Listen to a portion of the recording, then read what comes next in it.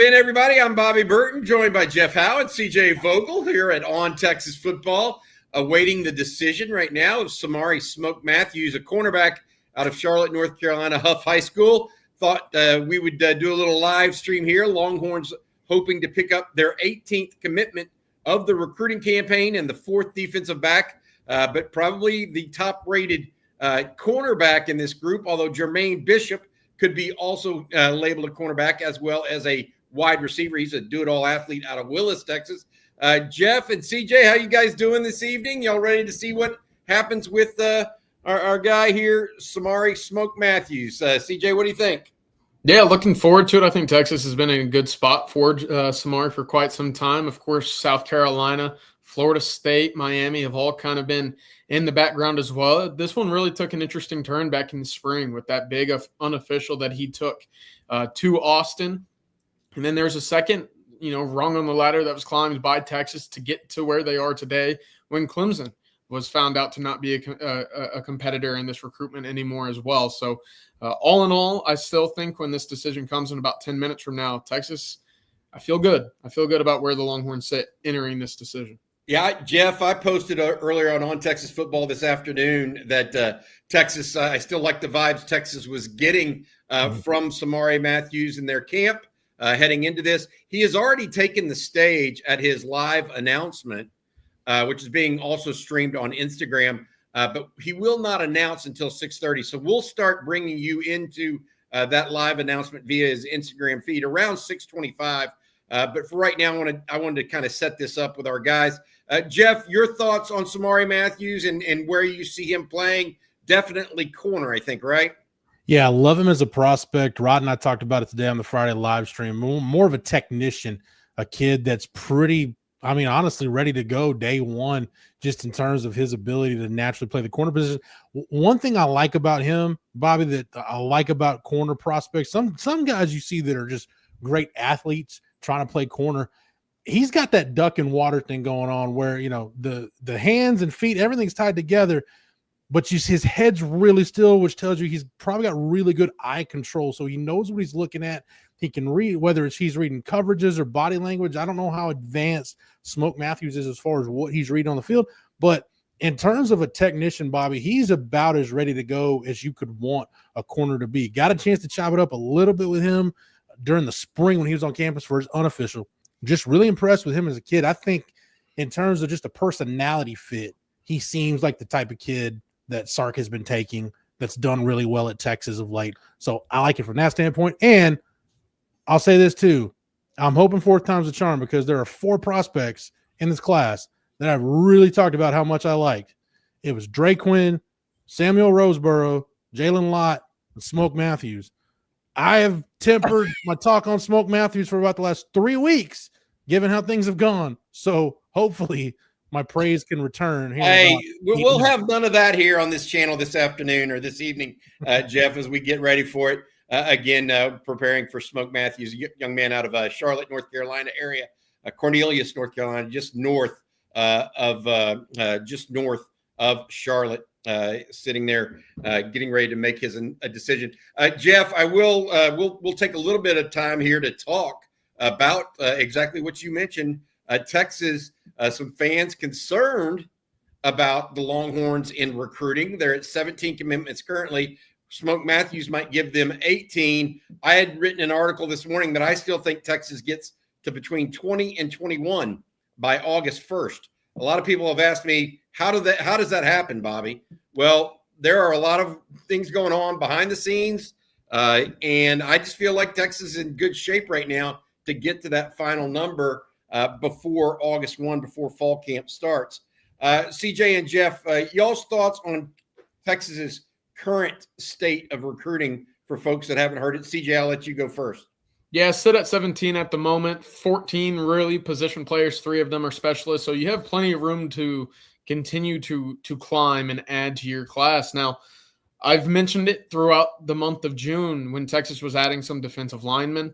You start looking at the trenches. I think you have a great base, and that allows you to shoot very high for that 1 or maybe 2 big-time prospects, right, on each side of the ball. I thought adding, a Corey Wells, a Dylan Berryman, really give you a strong base. And again, you look at what Max Wright, Nicholas Robertson added, that allowed you to shoot for big game. And that meant a John Turntine. That meant a Malachi Lee, getting him on campus, fighting tooth and nail into that class. I'll even add Felix Ojo into that conversation as well. But on the defensive side, the surprise of the month was adding Richard Wesley. Those star-studded guys on key positions, that really starts to bolster the class. And it really helps when you get a Jermaine Bishop in the class as early as you did to kind of solidify where things are. It kind of gives you some leeway at the corner spot or the receiver spot, depending on where else other dominoes fall. And for Texas, I think, again, you have a great start. And over the next 4 months or so is really where you're going to see the stars and really kind of those big names added to the class, much as we've seen over the last 3 or 4 cycles when an Anthony Hill joined late, a Colin Simmons committed in August, Justice Terry, late in the class. The staff does a lot of great work later in the cycle, and that evidently is coming up soon. Yeah, I think we got to wait and see what happens here with Texas. I've been preaching patience. But, Jeff, what's your take on Longhorn recruiting overall right now? I don't know if you got the numbers in front of you, but yesterday on Coffee and Football, you broke down kind of NFL salary cap allocation. Yeah. And really the 3 areas where NFL teams devote the biggest percentage of their cap are quarterback, offensive line, defensive line. So it's quarterback, those who can protect the quarterback, and those who can disrupt the other team's quarterback. And I feel like this month, even amidst the losses, Texas had to come out of this month with one of those premier offensive tackles. Didn't matter which one. I just felt like they had to come out with one of them, and they got John Turntine. And then of that group of kind of elite out-of-state interior defensive linemen, they needed to get one of those guys, whether it was Kendall Graville, James Johnson, Vodney Cleveland, one of those guys, and they got one with Vodney Cleveland. Like CJ said, you've got some bodies in there that give you a good base. Now you can start really adding the premium players at those premium positions, and then adding Richard Wesley on the edge. You've got the areas that Sark has gotten Texas back to where it is. You've gotten those areas checked off so far in this month, and you're starting to go get some bigger fish. So I love that. If Texas gets Smoke Matthews, Bobby, I'll tell you what I'm most excited about. When you look at the secondary class, if you add Smoke Matthews to Hayward Howard Jr. and Yaheem Riley, it gives you some margin for error if Sark does decide, let's take a look at Jermaine Bishop Jr. on offense. You don't have to pigeonhole him into playing defense. If he ends up on defense, great. But as electric as that guy is, I want him touching the ball in some way, shape, or form. I think Smoke Matthews gets you one step closer to that. It's a little bit of truth to that. It gives you some latitude to kind of figure out what you want to do and where Jermaine Bishop may be best situated to get on the field the quickest and have the biggest overall impact on the team. Bishop, of course, rated as a 5-star by some folks in the industry as well. Jerry Hamilton, folks asking where Jerry is tonight. He's actually on a plane back from California. He spent the last week out in California for a volleyball tournament of his significant other's child. So he was out there. While he was there, he actually caught up with Richard Wesley, the defensive end out of Southern California. Jerry having really good things to say about young Mr. Wesley, the defensive end. All right, we're getting ready to set it up here. Matt, if you don't mind, go ahead and bring that up on the screen. We won't necessarily be taking the audio from this right away, but eventually I think we will take up the audio for Smoke Matthews and what he decides to do here with his decision, whether or not he chooses Texas, South Carolina, Miami, or Florida State. I did hear that Miami had tried to do a little work today. I do not know that worked out for them, but hey, we'll see what happens here in the next 3 to 5 minutes as we wait for his decision. Guys, another question for you. Jeff, you brought this up. The 3 defensive backs they already have committed, Hayward Howard, Yaheem Riley, as well as Jermaine Bishop. This would give them a 4th. Do you think they need to get a safety in this class to go alongside Yaheem Riley, even though Riley might actually be a nickel? Are they missing a safety in this class right now? I get nervous, Bobby, about taking guys that don't have some position flex at this point, just given the way defensive football is played today. if you can find you a safety that's got some, corner flex, some nickel flex, whatever it is, then yeah, go ahead and do it. And I don't think Dwayne Aquina and Mark Orfe and those guys would be recruiting a safety if they didn't have position flex. So yeah, I just think if we can get one step closer to Sark having a reason to stand on the table and say, no, I want Jermaine Bishop on offense, I'm all for that. And I'm not saying he can't be a good defensive back or won't be a good defensive back. I think he'd be great there. But Bobby, the more you watch him with the ball in his hands at the high school level, the more you gotta have there are guys. Rod Babers told me this many years ago, and I really believe there are guys who move the chains, guys who change the game. Jermaine Bishop Jr. with the ball in his hands is a guy who changes the game. Got it. CJ, you've actually been fortunate enough to see Bishop, Riley, as well as Hayward Howard all in person this offseason. Your thoughts on the three current defensive backs, and do you think Texas needs a safety in this class, even if they do get Samari Matthews here? Because I think that may be the place where, other than Yaheem Riley, who could play that spot, Howard and Matthews and even Bishop project as that corner, right? Yeah, I think so. I think you still need a safety. And look, it might be Devon Benjamin, it might not be, but I think Texas will be in the market for. And fortunately, look, you just added 5-star Jonah Williams. You just added a reclassification of Zealous Hicks. So in theory, you're looking at a Zealous Hicks that's already on campus that should be in this class, right? Age-wise on campus. Is he a 3-and-out guy? Does he stay all 4 years? Could he potentially stay a fifth? That remains to be seen. But that safety room is very talented, and it's very loaded. It's very deep as well. So it's not a do or die, if you will, at the position. I still think that you need to add at least one.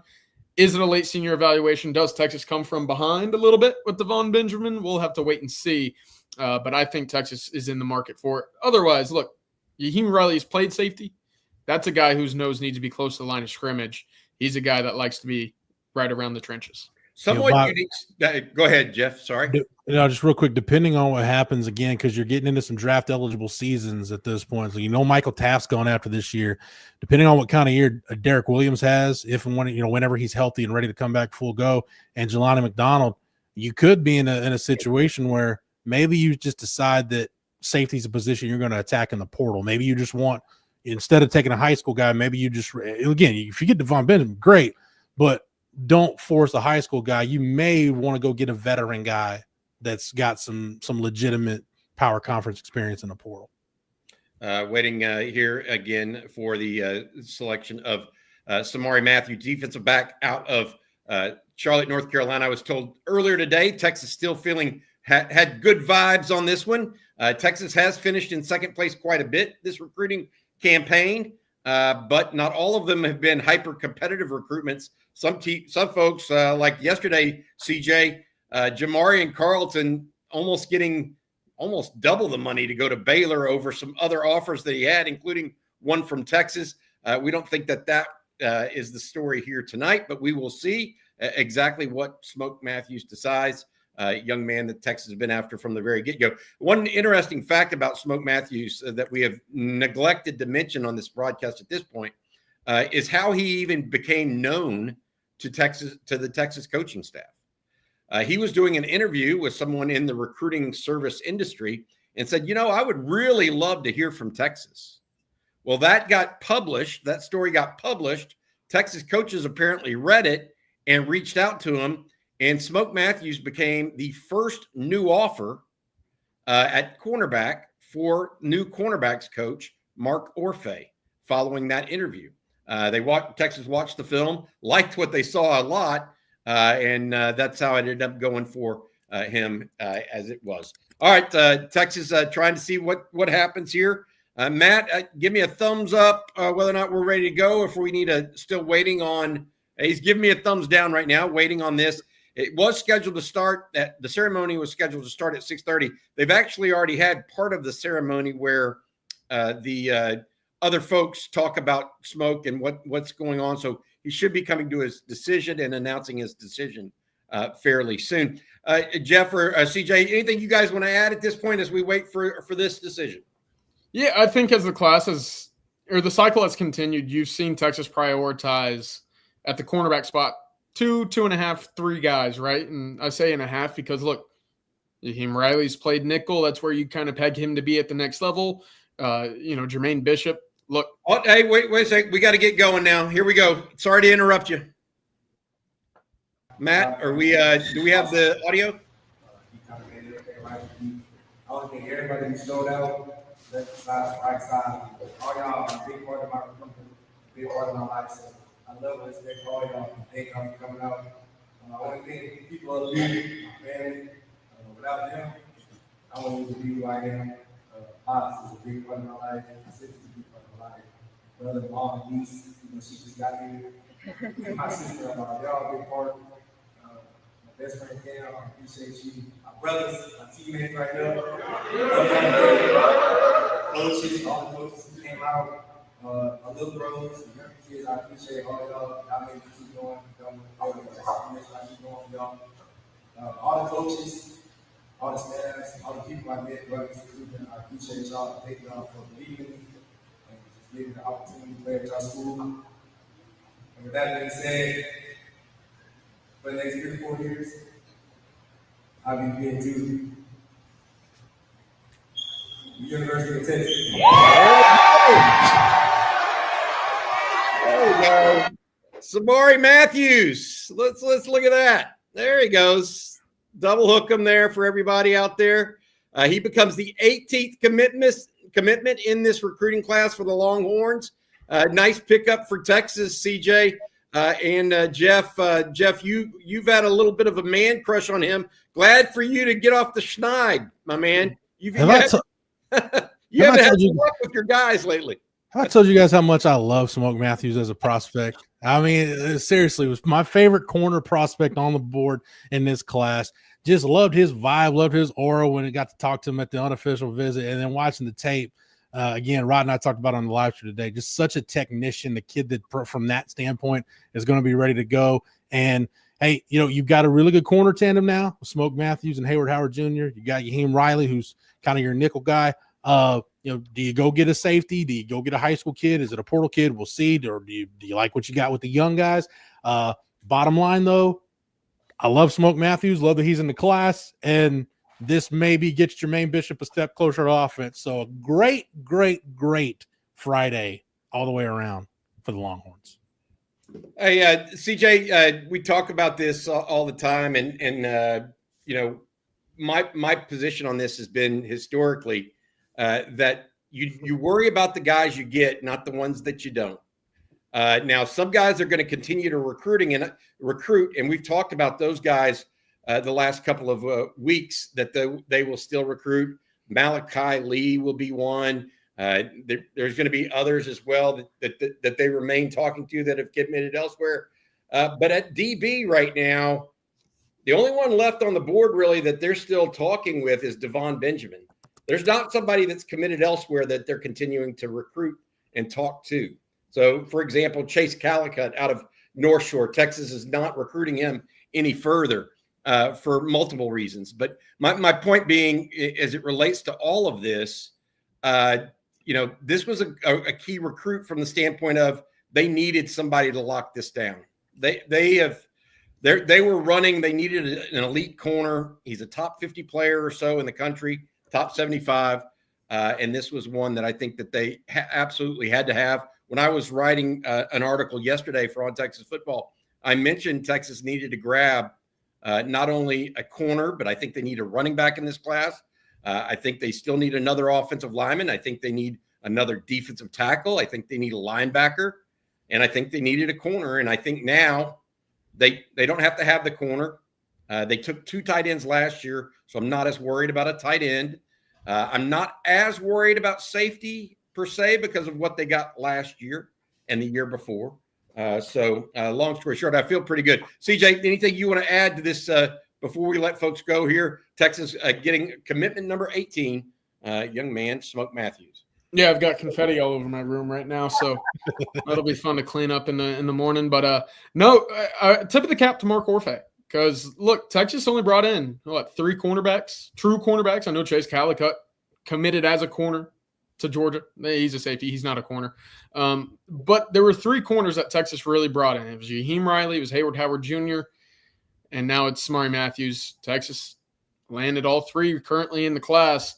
Thank you, Matthew, for the great graphic here. But you get a good look at when they prioritize their guys, they typically end up with them. So I like, and I know that might sound a little or fall on deaf ears given the way some of these recruitments have gone over the last 2 or 3 weeks, but this is a tip of the cap here to the Texas for Dwayne Aquina, Mark Orfe, the backing of that Texas defensive staff, a really talented duo of outside cornerbacks, and it could even be a great trio if you include a Jermaine Bishop in that conversation as well.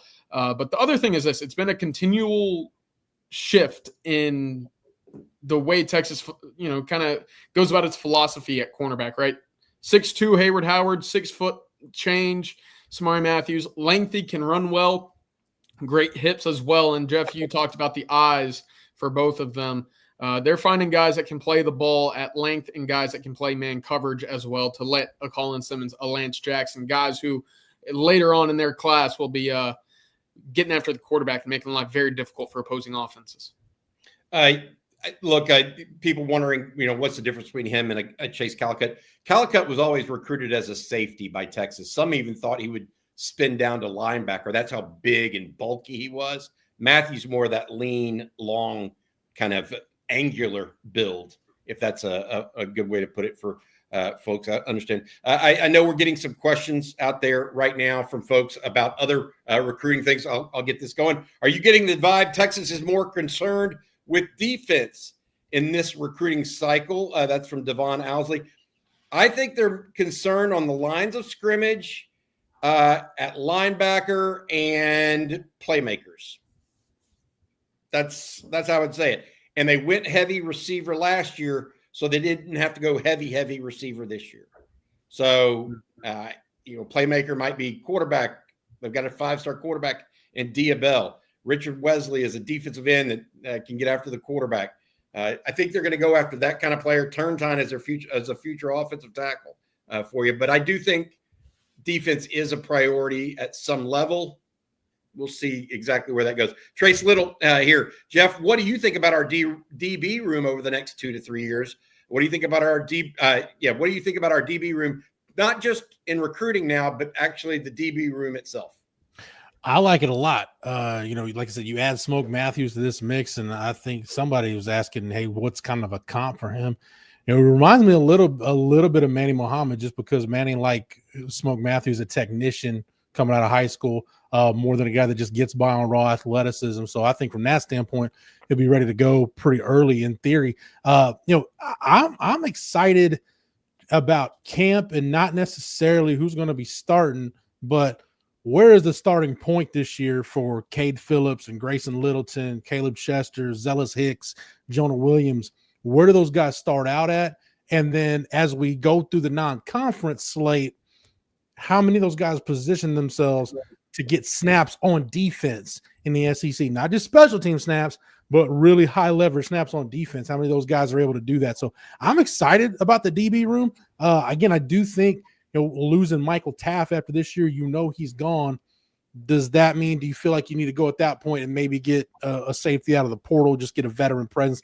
I don't know. But in terms of just the tools and what Sark is looking for, which he wants to be stickier in man coverage. He's talked about that for a number of years now.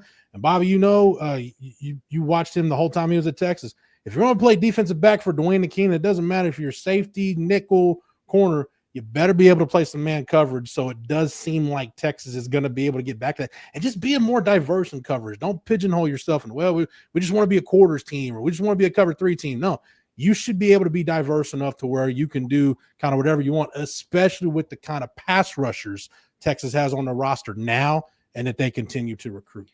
Hey, Bobby, let me ask you a question, because, we've talked about this cornerback room and really the defensive back room, but in comparison to what Texas has added so far in this 26 cycle with that 25 cycle, what gives you optimism with the guys of a Cade Phillips, a Caleb Chester? Obviously, Grayson Littleton's been a guy that we've heard great things behind the scenes in the spring as well. But when you start looking at the health of this defensive back room, and specifically the corners, is Texas trending in the right direction? What do you think? And they moved Jalen Gilbo out wide too, to see if he's going to be, and he has continued to work there this summer, by the way, is what I'm being told. So Gilbo has stayed at corner, not moved back inside yet to nickel. I feel pretty good. Kobe Black has had a tremendous offseason, from what I'm told. He really turned a corner starting in winter workouts, and has completely redefined his body. Let's see if he takes it up even another notch on the field. But I really think that Cade Phillips, Grayson Littleton, and Jonah Williams are three, just from early, what I've heard early, or all three are likely NFL players. I mean, I don't know what else to say other than that. That's a strong group, right? Phillips is extraordinarily gifted. Ran in the state 200-meter championships at what, 6'1.5" is he? CJ 6'2". Yeah. At corner, long, lean, and then you have Jonah Williams, who is just I think a freaky athlete overall, as well as Grayson Littleton, who you talk about who gives me Grayson Littleton vibes is Yaheem Riley at Austin Anderson. Very under the radar, but very much a playmaker. And every time you watch him, you're like, I like him a little bit more than I did the last time I watched him. So that's what's happened with Grayson Littleton since his time. So I feel really comfortable with where they're at corner long term. I think that how they play this year is going to be interesting because Manny Muhammad got picked on late last year, period. Now, Jahdae Barron was on the other side, so there's probably a reason, right? I mean, you're not going to go up every down against the Thorpe Award winner. So will that improve this season? And will Jalen Gilbo get picked on, or Kobe Black, or whoever that is? Maybe Cade Phillips down the line. I don't know, but I feel good about the secondary. The question, and Jeff and I talked about this at length the other day, is you lost a second-round draft pick to the Philadelphia Eagles at the safety, and you lost a first-round pick at corner. Makuba and Barron were fantastic players.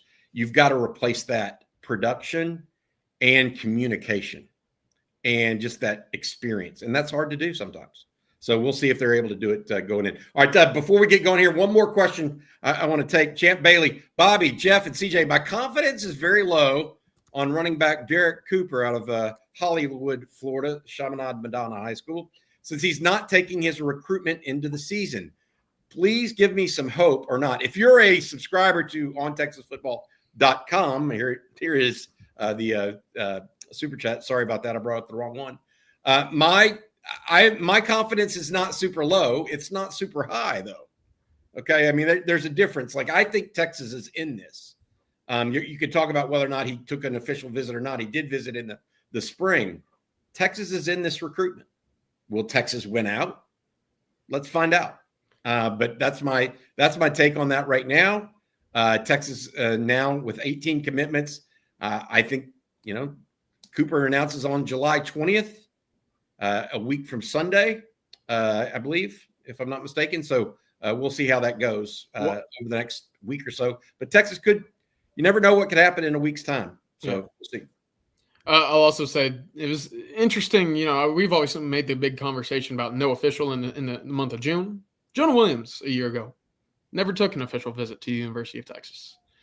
Obviously, there were some extenuating circumstances that changed around the back end of June and July that played into the favor of the Longhorns there, but it can happen, especially for these big 5-star level guys. We'll see, of course, over the next 9 days or so what happens with Texas and Derek Cooper. But I thought it was dead in the water about 2 weeks ago. It's not dead in the water. I can say that with authority. But at the same time, 8 or 9 days, a lot can happen. I mean, we've seen it. 24 hours, things can change on a dime in college football recruiting right now. That is just a matter of fact. And if you don't believe it, just watch this show, because we one thing can happen in one day, and then the next, things change, and that's how it is. But right now, Texas is very much involved. We'll see to what end. Yeah. But Longhorns definitely going to give it a roll. If I'm Derek Cooper or somebody close to him, Bobby, I got to look at Sark's track record with running backs. And running backs don't just do well in Sark's offense; they thrive because of how he uses them in the passing game. He wants a bell cow running back. So I think that a lot of that's going to bode well for Texas. And you've also got look. This is me putting the cart before the horse. This is just thinking you got to do the what ifs in recruiting. You could be looking at a 2026 roster without Trey Wisner and CJ Baxter. So if you're a big time back in the 26 class, you've got a chance to get to Texas and from the jump be the guy. I could not say that better because I firmly believe that. And we'll see where it comes out for the Longhorns. But I think they're definitely going to be involved with him as well as others at this point, not necessarily at running back, but other positions. All right, that's going to do it for this edition. Congratulations. I should say, boom, Samari Matthews, congratulations. You did it. You are a Texas Longhorn. We also have another video lined up for you guys. Matt, I believe, has already put that live. Rod and Jerry also break down this commitment for you. Rod, former NFL player, gives his thoughts on former NFL cornerback, gives his thoughts on Samari Matthews as a cornerback as well. All right, you guys have a good weekend. I'll be back tomorrow morning with the Saturday morning conversation. For Jeff Howe, CJ Vogel, our producer behind the scenes, Matthew Hutchison, as well as Samari Matthews. Thanks for watching. Longhorns.